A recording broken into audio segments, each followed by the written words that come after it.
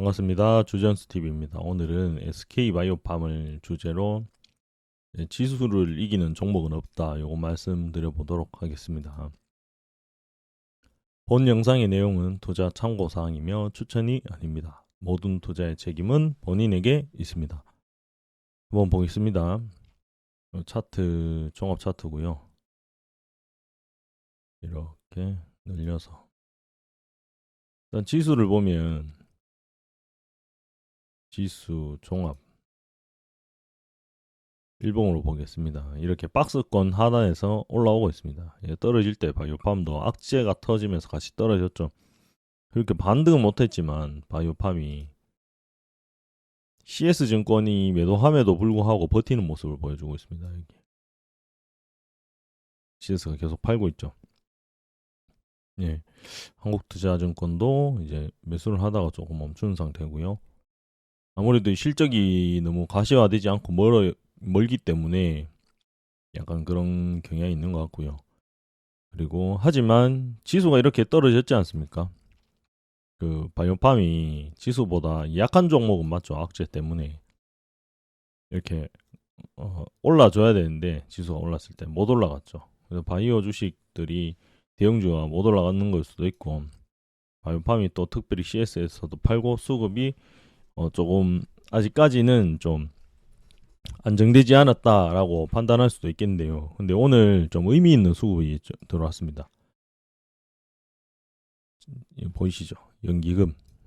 예, 그렇게 50일 이상을 팔아 제끼던 연기금께서 직접 바이오팜 매수에 동참하기 시작하셨습니다. 예, 이거 뭐 엄청 박수죠, 박수.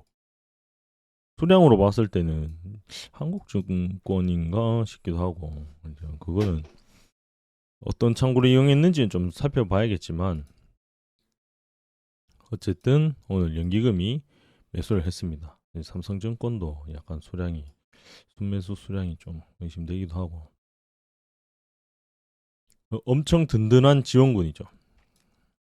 물론 외국인 CS증권 이런 데서 많이 팔면 방법이 없겠지만 그래도 꽤 많은 수량을 연기금에서 이 라인에 샀다는 거죠. 연기금 순매수가 들어오면서 바로 찍혔다는 것은 연기금이 아주 관심 있게 지켜보고 있다라고 생각할 수도 있겠죠. 그래서 CS증권의 흐름을 또 계속 살펴보시면서 추가로 연기금이 어떻게 움직이는지 살펴보셔야 될 것 같습니다. 이게 주가를 끌어올린다 이런 개념보다 누가 밑에서 이 가격이 매력적이다라고 생각하고 계속 사주느냐 그게 중요하잖아요.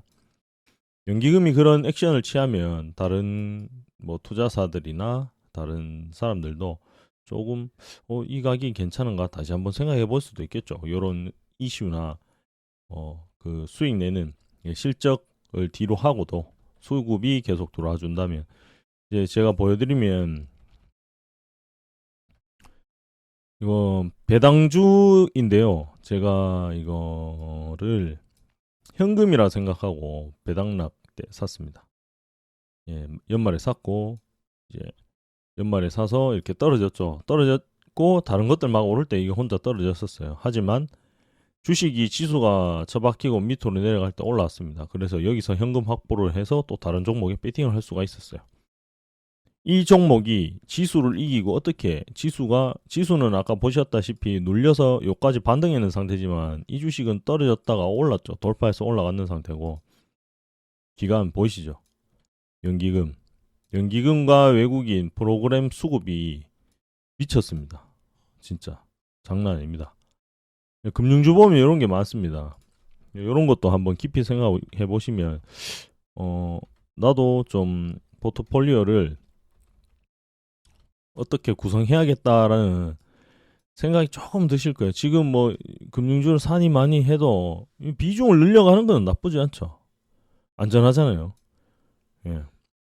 그래서 분할로 뭐 약간 뭐 성장주가 대세라고 하는데 지수가 오르면 당연히 성장주가 대세겠죠. 하지만 100% 성장주를 가지고 가지는 않죠. 예, 이런 거 생각해 보시면 이거 보여드린 이유는 수급이 받쳐주면 하방이 막히면서 언젠간 상승이 나온다. 이걸 말씀드린 거고요.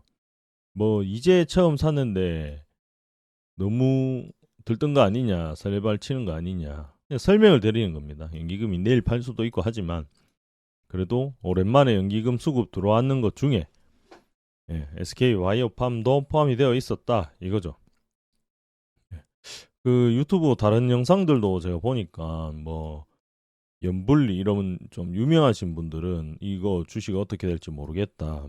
차라리 이까지 올라왔을 때 다시 뭐 사든지 고민을 해봐야 될 것 같다라고 말씀하시는 게 제가 생각하기로는 실적입니다. 실적의 가시화. 실적이 눈에 보이면 주가가 당연히 올라올 것이고 그 실적을 보고 주가를 이제 매매를 하는 게 좋을 것 같다라고 그렇게 답변을 하는 것 같더라고요. 이제 5월달에 공매도 이런 거 있지만 크게 뭐 저는 문제 없다고 생각합니다. 공매도는 항상 있어 왔고 지금 이 주식 시장이 어떻게 보면 예전에 그냥 일반적인 시장이었던 것 같아요. 조정 많이 받고 행보장에서 트럼프 되고 18년도 그때는 좀 더 심각했었고 그런데 이게 뭐 나쁘지는 않다고 생각합니다. 제일 중요한 건 실적이고 그리고 연기금이나 이런 대형 수급 단체에서 주가를 방어를 해줄 것이냐, SK바이오팜에 믿음을 줄 것이냐, 이런 게 더 중요하다고 생각해요. 이미 2위에 물려서 마이너스 40%인데 여기서 뭐 어떻게 손절을 고민한다든가 이런 문제는 일단 지수가 어쨌든 지금 성장주로 인한 이제 바이든의 그 실탄 장전으로 국민들한테 정책 부양책을 썼잖아요. 그게 이제 효과로 나타나면 어느 정도 실적이 나오면서 돌파를 하지 않겠습니까? 이 시장이 이렇게 좋은데 SK바이오팜이 이제 8조 회사인데 이런 대형주가 시장을 거스르고 계속 하락할 수 있겠습니까? 악재가 계속 터지지 않는 이상은 저는 어느 정도는 시장에 발맞춰서 갈 거라고 생각하거든요. 물론 그동안에 뭐 자동차 이런 게 훨씬 많이 오르겠죠. 지금 상태에서 SK바이오팜에 몰빵이면 그냥 약간 존버 내지 뭐 약간 살짝 좀 올라왔을 때 비중을 줄이시고 그걸로 성장주로 투자하면서 그 손실을 약간 메꾸시는 그런 방법도 괜찮을 것 같고 요 전 영상에 보면 그런 대응법들 다 말씀드렸고요. 예. 일단은 지수가 이렇게 해서 돌파하는데 SK바이오팜만 여기서 뭐 이렇게 따라가지 이렇게 돌파로 따라가지는 못하더라도 여기서 이런 흐름은 보여주지 않을까 이 박스 안에서 그래서 여기서만 놀아준다면 이 안에서 안 빠지고 놀아준다면 저는 6개월 이런 거 다 지나고 나면 연말 되면 이제 다시 조금 뭐 여러 가지 이슈가 있으니까 올라가지 않을까라는 생각을 한번 해봅니다. 전부 추측일 뿐이고요. 저는 상승의 추측을 하는 것이고 떨어져봤자 시가총액 4조 이하로 떨어지겠습니까? 4조까지 떨어지면 진짜 뭐 장기 투자 한다 생각하고 아예 4조까지 떨어져라 내가 그동안 돈 모아서 살게 이렇게 생각하시면 오히려 더 마음이 편할 수도 있어요.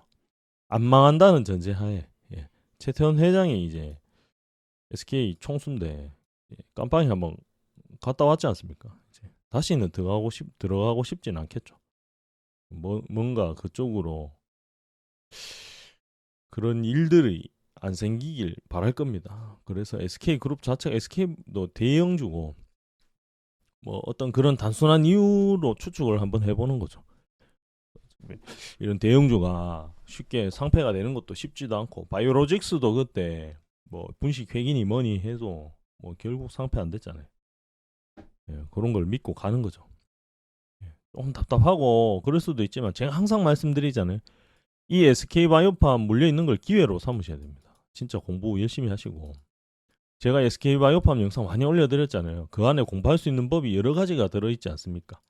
그거 플러스 이제 아까 말씀드린 뭐 금융주 이런 것도 틈틈이 팁 드리고 영상 보시면 기아차나 뭐 대형주 매매법 이런 것도 좀 올려드리고 하니까 그런 거 참고해서 같이 차트 공부도 하고 하락 차트의 수급 뭐 이런 수급 들어왔을 때 의미를 부여해 본다든지 그리고 이런 증권사 계좌를 통해서 들어온 수급을 계속 추적해서 그렇게 경험을 쌓다 보면 어느 순간 뭔가 보이실 겁니다. 그렇게 그게 내 것이 되고 그걸 어느 정도 예측 내 정보가 종합돼서 주가를 어느 정도 예측할 수 있는 상황이 되면 다음부터는 조금 더 신중하게 매매를 하고 더 돈을 많이 버실 수 있을 겁니다.